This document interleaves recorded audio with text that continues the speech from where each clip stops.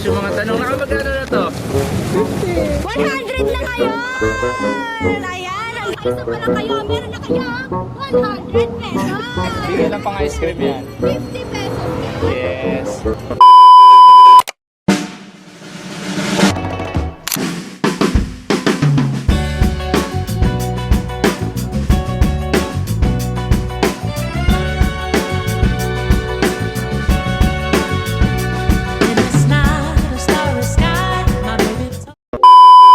Babalik ang KMPB. So ngayon, ako po si Ate Lay. At ako naman si Kuya Pao. At nasa panibagong episode kayo ng Kilala mo pa ba? So ngayon, nandito po kami sa National Museum of Fine Arts dito sa City of Manila. So ano nga ba ginagawa natin dito, partner? Ang balita ko kasi may bago tayong topic sa araw na ito. At ang topic natin ay National Artists for Visual Arts. So may hahanapin daw tayo. Ano ba Ready ka yun? na ba?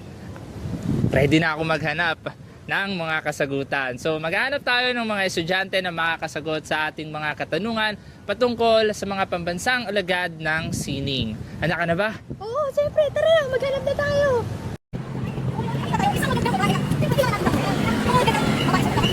Okay. So, ano pong pangalan niyo po? Jana. Ano pong school yung pinapasukan niyo? And ano po yung major niyo? FEU. I'm in senior high school for grade 12. STEM. Wala pa siya. How about you, ate? I'm Mariel. So kasama natin si Jana at si... Mariel, ayan. FEU. Yan, mga taga-FEU dyan. Andito kami ngayon para magtanong tungkol sa Filipino national artists, especially pagdating sa virtual art. So, may idea ba kayo tungkol sa topic na ito? Naku ate, nasa national tayo ha. So, una, may gusto kami image na ipakita. Tapos, hulaan nyo kung sino tong tao na ito. Tsaka- Ang pambansang alagad ng sining. Yes, kaya pag nahulaan nyo kung sino yung tao na to, siyempre may premyo. Tama naman! Ito, So, ready na ba kayo? Yes. Okay, so, ito siya. Naku, sino kaya yan, partner? Sino to? Sa hulaan nyo. Sige, mag-isip kayo. Fernando Marcos. Uy! Tama! Naku, hindi na maganda. Matalino pa! So ate, dahil dyan meron kang 50 pesos. Tatanong pa kami ng isa pa. Pero kapag nasagot mo ng tama, may 50 ka uli. Pag hindi mo nasagot, kukuha namin yung 50 mo. Okay. Pwede ka pang magbigay ng background or onting history lang patungkol kay Amor Solo. He is known as the grand old man of Philippine art. His technique is... He is known for his technique, which is light, colors, and also portrays the Filipino life. At ilang click mo si Par. So, hindi pa doon natatapos yung mga tanong. Nakamagkano na to? 100 na ngayon! Ano yung unang artwork? Ano tong art na ito?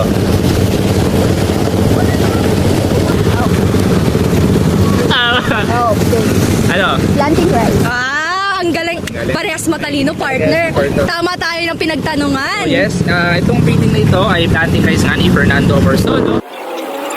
Meanwhile, Sorry na, we're back. Kasama pa rin natin sila ate. So, ang nangyari doon, pinalis tayo. Yes, bawal daw. Bawal daw makuhaan ng video yung National Museum tsaka yung sculpture. Ito background lang, yung sculpture, yung private property, bawal daw. Ito actually, kahit mga pulo lang naman, hindi ba namin kinukuhaan, bawal daw. So, ang ginawa natin, lumipat tayo dito. So ayun na nga, kasama pa rin sila ate. Grabe yung effort and dedication nila sa video na to, no? Kuya, ba't ganun? Okay, so, ayun nga, itutuloy natin yung tanungan patungkol sa art paintings ni Fernando Omarsolo. So, yung tama yung sagot niya kanina na Planting Rice, and nabigyan ba siya doon ng pera? Oo, 100. Ay, nabigyan ka na ba? Hindi pa. So, sorry. So, ano sa tingin niyo yung meaning ng art na yun ni Fernando Omarsolo? Siguro nag-romanticize siya sa hard work of Filipino farmers. Sa ating mga magsasaka, ano? Yes. So, siguro gustong ipakita ni Fernando Omarsolo yung hard work o yung mga paghihirap ng ating mga magsasaka sa bansa. Ganun ba? Yes. Ako na nag-explain, ha? Oy, nabigyan na natin siya, no? So, next na tayo ng artwork. So, ito na yung last na artwork na ipapakita namin ni Fernando Omarsolo. So, ulaan nyo, ano yan? Defense of a Filipino human. Galing talaga nila ate. Ano ka ba? Majoring arts ka ba? Senior high school pa lang daw to eh.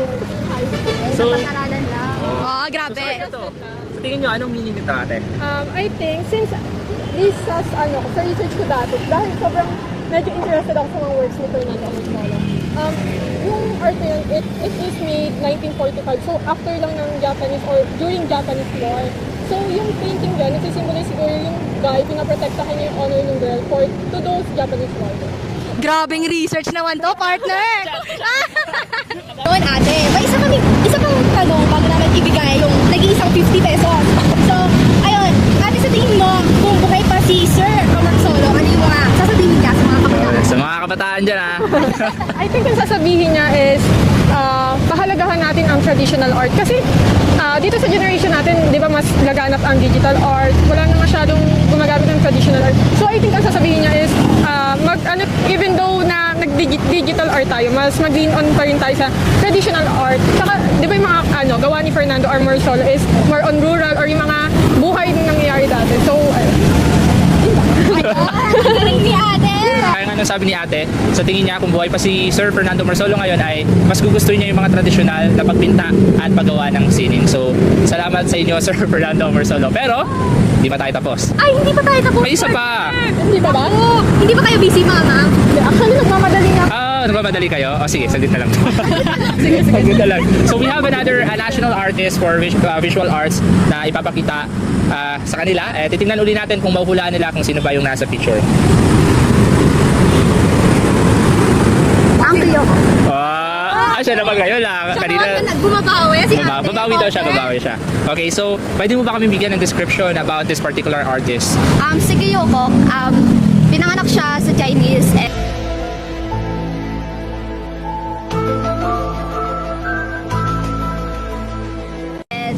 Sa China. Art style ni ang Kyoko is expressionism, Cubanism, and surrealism. Wow. And siguro yung artwork niya, nagre-reflect siya sa socio-political Yes. themes. Ayan, ang dami binigay na information niya. Patungkol ka? Ang Yukok. Ang Yukok. Ang Yukok. So, kagaya nung sabi ni ate, si Sir Ang Yukok ay isang immigrant. Meron siyang immigrant Chinese parents. So, yun yung background niya overall about his parents and yung mga sinabi ni ate about his techniques sa painting. So, hindi pa man namin pinapahulaan kung ano yung mga painting niya. May mga nasabi na siya technique. So, feeling ko, confident ako makasagot nila to. Itong dalawa na to. So, ready na ba kayo? Yes, ako pa. Nagmamadali na kasi. Madali na kasi ako eh. So, for the first art, ano sa tingin nyo tong art na ito ni Sir Ang Kyok? Dieta. Wow, okay. Tinignan mo ata kanina sa Google eh. So, pwede mo ba kami bigyan ng description about this particular art? Siguro ito yung time na pinaparusahan pinaparusahan si Jesus and pinarusahan na siya ni Jesus. It's art. During the time na nilagay si Kristo sa krus, tama ba ako? Yes. So, sa tingin mo, ito yung ginawa niya to illustrate yung nangyari back then, tama ba? Yes. And siguro yung nung pinarusahan siya ni Jesus, hinawakan yung kamay niya ni Mama Mary. Oh. That makes sense. Partner, ang galing talaga ng mga taga-FE yun. Shout out ulit sa mga taga-FEU dyan. So, for the next art, last na talaga to. Last na. Last na. Sige, hulaan nyo na. Talaga yan ha? Okay, hulaan nyo na. Dog fight. Wow. Paano yun? Dog fight. Ano ba yan? Aso ba to? so, ate, give description about this particular art. I think yung painting nagsisimbolize siya ng violence and aggression. Also a human conflict and struggles. Human conflict. So, full of meanings talaga yung mga painting ni Sir Ang Kyok. So, wow. Nakuha nila lahat yun? May mali ba sila? Mali partner, lahat. Nako, yung 50 natin naubos na dahil sa premyo. Piling ko hindi tayo pwede magnegosyo. Hindi talaga. So, ayun lang. So, yung una sino yung unang artist? Amorsolo. Fernando Amorsolo. Yung pangalawa? Ang Kyoko. I don't know. Anggit ko. Anggit ko daw, partner. So, ayun lang. Natutuwa kami dahil kilala nyo pa yung mga alagad ng sining na ipinakita namin sa inyo sa araw na to. At sana, sa mga panahon na darating is maituro nyo ito sa mga susunod na kabataan at sa mga kabataan na kagaya nyo para mas lumawak yung kaalaman nila pagdating sa sining. Yes, partner. So, ayun, dito nagtatapos ang Kilala na nila. Kilala pa nila ang mga alagad ng sining sa araw na ito. So, ayun lamang po. Marami pong salamat. Sige na, go lang. Thank you. Paldo kayo ha. So, ang plano, mag-withdraw muna at hindi ko kailangan natin maghiwalay para maghanap ng mas maraming tao na makakasagot sa tanong na inihanda natin sa araw na ito. Kilala pa ba nila?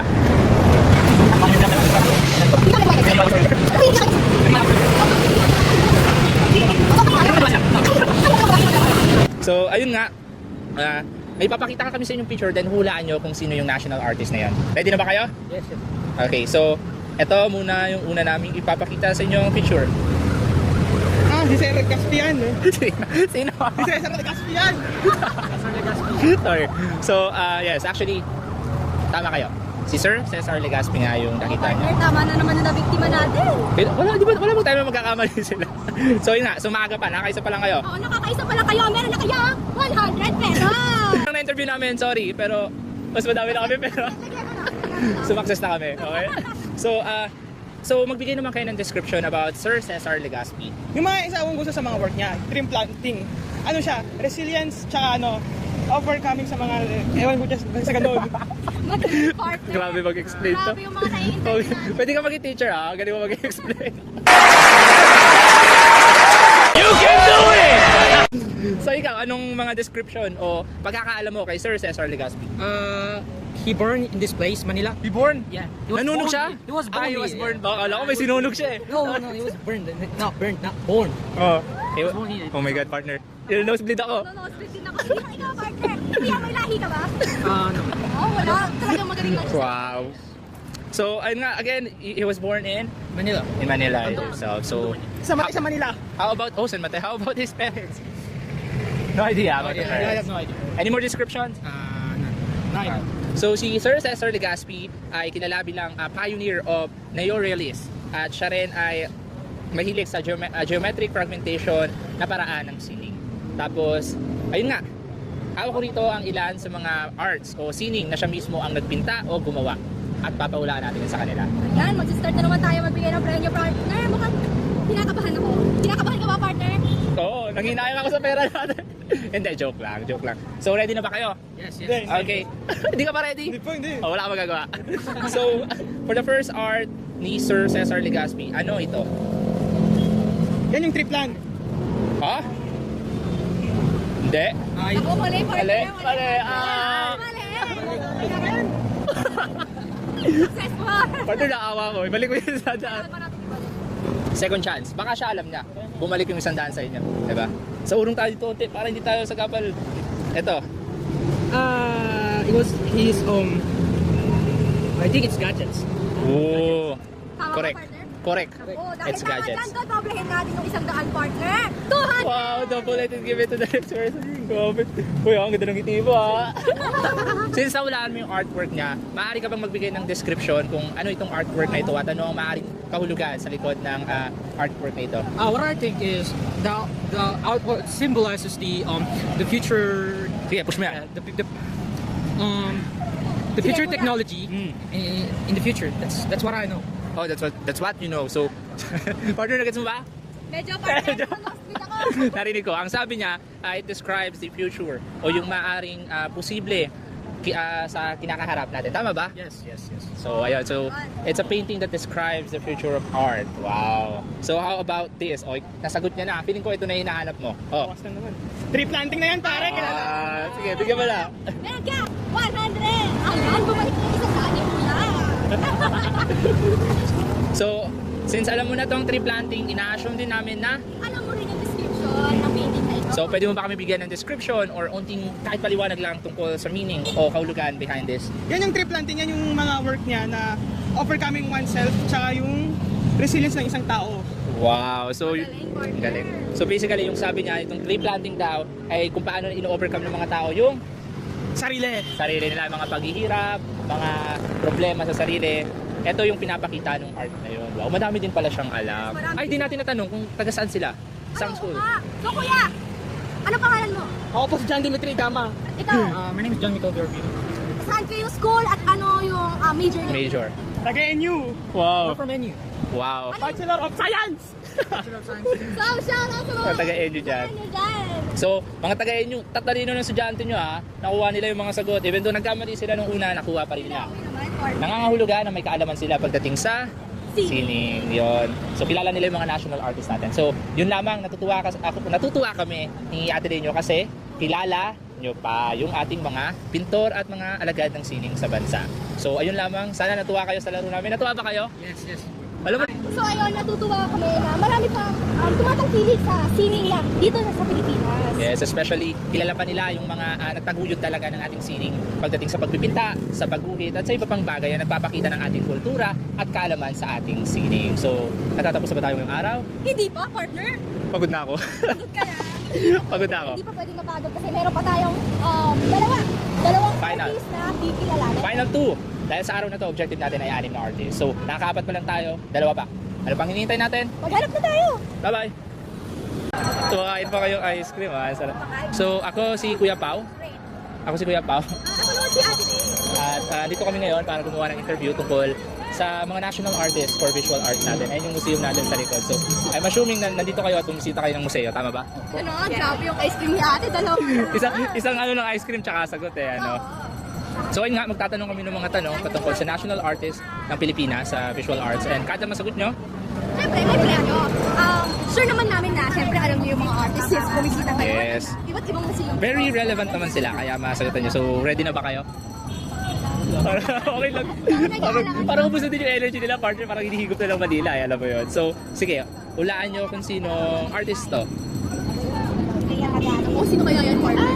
Ay, realize nila. Sino? Si Carlos Lotto Francisco. Wow. Ilang ice cream yan? Ilang ice cream yung 50 nila?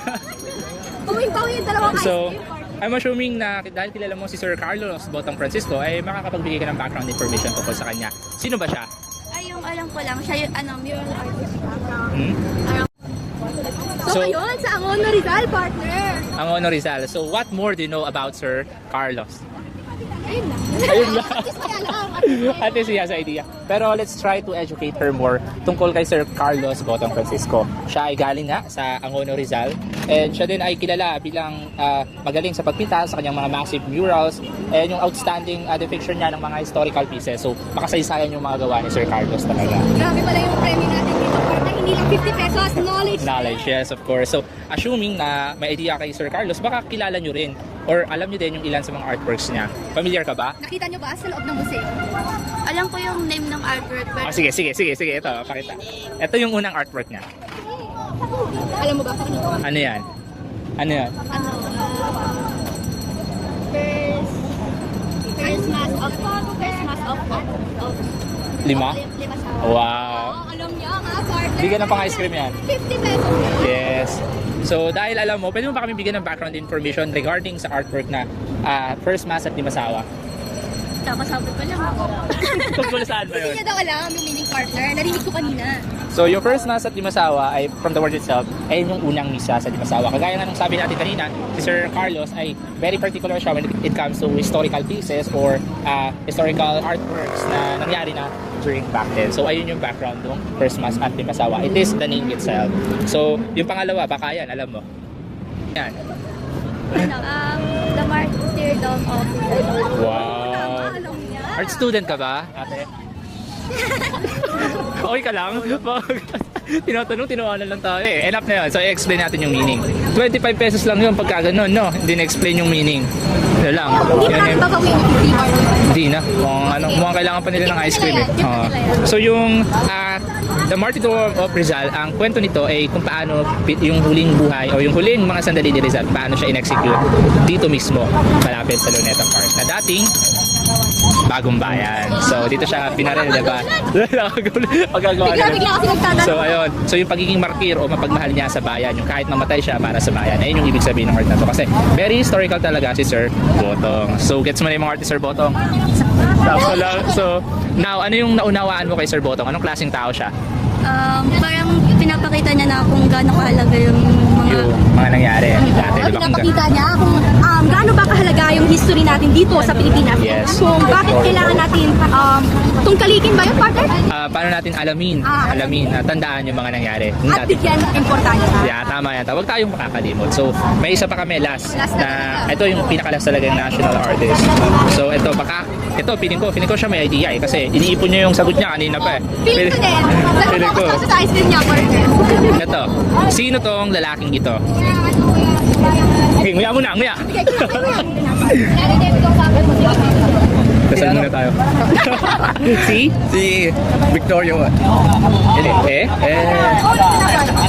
Edades. Oh, kuha. Correct. Bigyan ng 50 yan. let's go. Give us description regarding or tungkol kay Sir Victorio Edades.